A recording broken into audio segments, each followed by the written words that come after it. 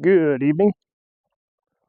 Out doing my 75 hard walk with 40-pound best. Today, I wanted to talk a little bit about endurance. Just finished reading, I think for the 6th or 7th time, a book about an explorer in the 1920s named Ernest Shackleton. And you want to talk about an incredible experience, an incredible individual if you're not familiar with the story.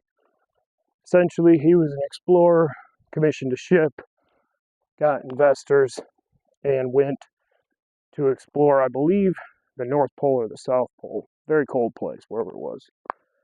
Along the way, his ship was trapped on ice floats, essentially big icebergs. They were trapped there for a number of weeks, months, until the ship finally sunk. And now they're stranded out on the middle of an iceberg in the middle of the Weddell Sea, which I don't know what the Weddell Sea is, but apparently very dangerous, and it's not a place you want to be, even in a real boat, modern boat. So they floated on this iceberg while it was headed in the correct direction for a couple hundred miles, with just the wind moving it. Then when they realized that it was no longer going in the correct direction, towards land, towards people, they launched their rescue boats from their ship, which were essentially little canoes, rowboats. I think there are 20-foot rowboats. And they rowed these things 290-some miles to an island, and again, a dangerous sea in rowboats, hundreds of miles. And when they got to this island, it was inhabited, but they were on the wrong side.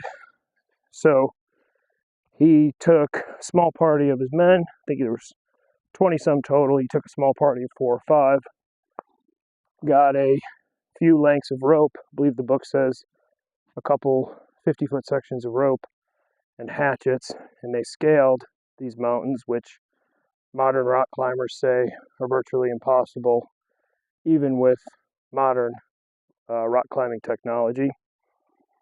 And he went to the other side. He actually rode down the other side on his butt because there was a blizzard coming in, and they knew if they got stuck on the hill that they would die.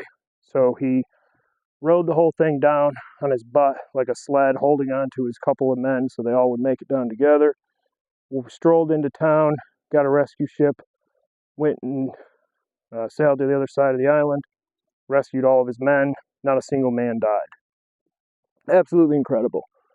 If you have not read the book or gone online, done any research on it, I'd strongly encourage you to do so.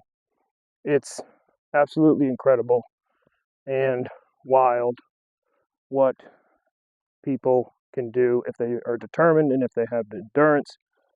So I would encourage you, next time you think you're having a bad day, next time you think you're in a bad situation, go read up on Ernest Shackleton and the endurance. Look how pretty that is.